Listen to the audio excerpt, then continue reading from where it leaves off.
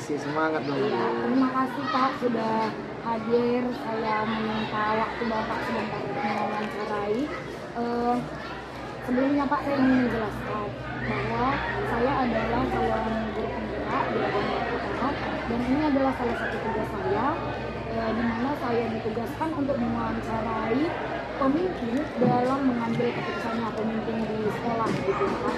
Jadi dalam hal ini Bapak sebagai pemimpin lah yang akan saya wawancarai. Sebelumnya kita perkenalan diri dulu ya Pak. Baik. Perkenalkan, nama saya Basani S. Febria. Saya adalah calon guru penggerak angkatan 9 di Labuan Batu Utara. Sedangkan di samping saya Awal Wiswada Utara, SPD MSI. Saya merupakan ketua yayasan di Nahdlatul Atfal Al-Kalam, Desa Damai Kebun, Kecamatan Kol Selatan. terima kasih Pak Wandi. Kita langsungkan saja ya Pak. Nah, yang pertama Pak, selama ini bagaimana Anda sebagai pemimpin dapat mengidentifikasi kasus-kasus yang merupakan dilema etika atau bujukan moral? Baik Bu, kalau tentunya langkah-langkah mengidentifikasi itu kan tentu dengan cara yang pertama yaitu kita amati terlebih dahulu. Kita amati apa yang menjadi keresahan dalam dilema etika tersebut ataupun moral tadi yang menunjukkan moral tadi maksudnya. Artinya cara mengidentifikasi tentu saja pertama kita amati keresahan-keresahan. Tentu kalau masalah ini kan kelihatan jelas dia. Masalah kelihatan jelas apa masalahnya, apa yang menjadi urgensinya, itu sangat mudah mengidentifikasi seperti itu. Kalau bisa dilihat langsung. Kasus-kasus. Benar. Oke. Lalu Pak, selama ini bagaimana Anda menjalankan pengambilan keputusan di sekolah Anda, terutama untuk kasus-kasus di mana ada dua kepentingan yang sama-sama benar atau sama-sama mengandung nilai kebajikan? Jadi kan setelah kita temukan masalah, kita identifikasi masalah tersebut apa, tentu untuk mengambil keputusannya kita tidak bisa langsung mengambil keputusan secara sepihak seperti itu. Kita harus analisis dulu dia mana yang lebih berdampak luas. Contohnya misalnya nilai-nilai dua masalah ini atau dua hal ini punya nilai-nilai kebajikan dua-duanya. Kita lihat mana yang lebih berdampak.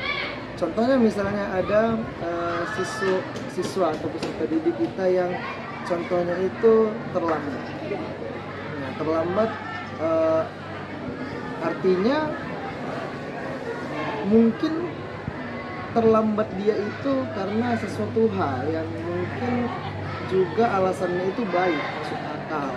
Contohnya seperti misalnya mengantar membantu orang tua atau apapun itu yang dilakukan untuk hal-hal yang baik. Tentu kan ini kan perlu kita perlu kita pertimbangkan lagi. Pertimbangkan dengan mungkin meminta sudut pandang dari rekan-rekan, daripada pimpinan yang lain juga. Apa keputusan yang kira-kira tepat? Kan nggak mungkin juga kita langsung memberikan hukuman terhadap anak ini yang terlambat tadi ini, kita harus kita analisis dulu seperti itu. Berarti kasus yang pernah muncul di sekolah Bapak tentang keterlambatan dengan alasan yang sebenarnya tidak bisa disalahkan gitu ya Pak, dan dibutuhkan pertimbangan dalam mengambil keputusan. Oke, menarik sekali Pak Wati. Nah, kemudian Pak, langkah-langkah atau prosedur seperti apa yang biasa Anda lakukan selama ini? Ya, prosedurnya tentu diskusi lah. Diskusi, kita amati, kita tahu masalahnya, kemudian tentu kita diskusikan terlebih dahulu, karena kalau kita menyelesaikan masalah hanya dari sudut pandang kita tentu kurang efektif. Harus kita lihat juga sudut pandang kita, minta juga pendapat dari orang lain. Siapa tahu kan semakin banyak kita meminta saran, semakin banyak alternatif solusi yang bisa kita dapatkan seperti itu. Berarti Bapak ini tipe pimpinan yang tidak mengambil keputusan secara sepihak ya Pak? Iya, meskipun ujungnya nanti tetap kita yang memutuskan, artinya kita perlu meminta pendapat sebagai bahan referensi kita gitu. Kemudian Pak, hal apa saja yang selama ini Anda anggap efektif dalam pengambilan keputusan pada kasus-kasus sebelumnya kita itu? Yang efektif itu ya tentunya diskusi tadi Oke, berarti itu yang paling efektif. iya, Karena kan permasalahan etika ini setiap orang berbeda, Bu. benar. Karena dia subjektif kan. Iya, benar. Subjektif, tidak ada nilai pasti, indikator nilai pasti atas sebuah etika. Masing-masing orang berbeda. Mana yang ada sih, mungkin satu orang anggapnya sangat sangat melanggar etika, ada mungkin yang masih bisa ditoleransi, ada masih yang bisa diperbaiki begitu. Jadi perlu kita diskusi dengan banyak pihak, terutama yang mengambil kepentingan di situ. Lalu hal-hal apa saja yang selama ini merupakan tantangan dalam pengambilan keputusan pada kasus dilema etika? Berarti tantangan yang Bapak hadapi ini. Kalau tantangannya tentu saja ya dari banyak pihak juga gitu. Jadi kan permasalahan etika ini tentu tadi ada pro kontra di dalamnya, ada pro kontra, ada yang kadang langsung saja dihukum saja atau langsung diberikan sanksi yang tegas seperti itu, ada yang seperti itu. Itu kan ini tentunya sedikit menghambat kita lah, sedikit menghambat artinya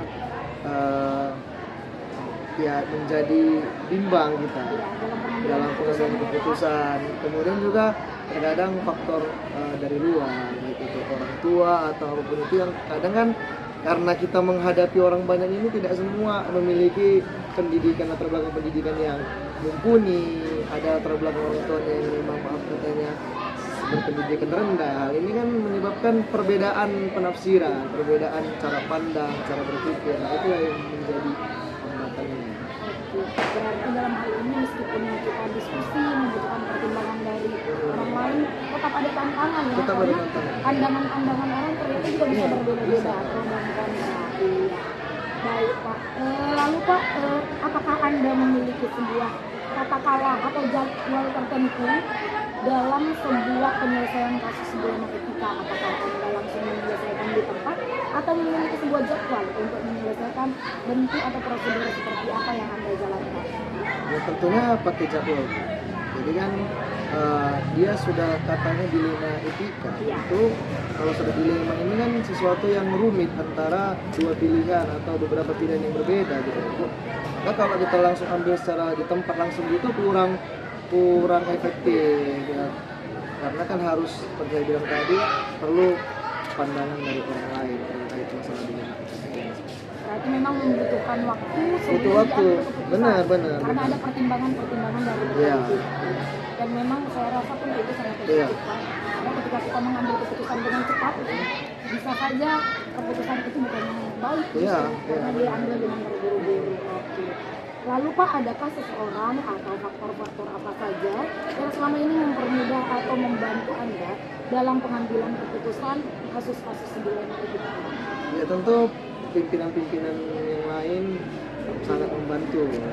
Itu kan dalam pemilihan pimpinan di sebuah sekolah kan kita cari orang yang memang bisa kita ajak berdiskusi, bisa kita ajak berdiskusi bukan satu arah pemikiran, tapi memang bisa diajak diskusi, bisa menerima pendapat kita dan juga bisa memberikan pendapat yang baik untuk kita. Begitu. Berarti salah satu kriteria Bapak dalam mencari kepala sekolah atau pimpinan Iya. memang bisa bertukar pikiran. Iya, Seperti itu ya Pak. Oke. Dan yang terakhir Pak, dari semua hal yang telah disampaikan, pembelajaran apa yang dapat Anda petik dari pengalaman Anda mengambil keputusan dilema etika ini? Jadi saya prinsipnya punya prinsip gini, sesuatu itu tidak ada yang benar-benar salah, tidak ada juga yang benar-benar benar. Oke. Nah, contohnya kalau kita analogikan itu seperti jam dinding. Jam itu kalau dia mati, habis baterai pun tetap dia pernah menunjukkan waktu yang benar 2 kali dalam sehari. Itu menjadi prinsip saya dan ini sangat berkaitan dengan dilema etika tadi. Jadi seseorang yang melakukan kesalahan belum tentu selamanya dia akan melakukan kesalahan, dan orang yang melakukan kebenaran juga belum tentu selamanya dia melakukan kebenaran. Yang namanya manusia, tatkala dia ada salahnya, tatkala juga dia ada kebenaran.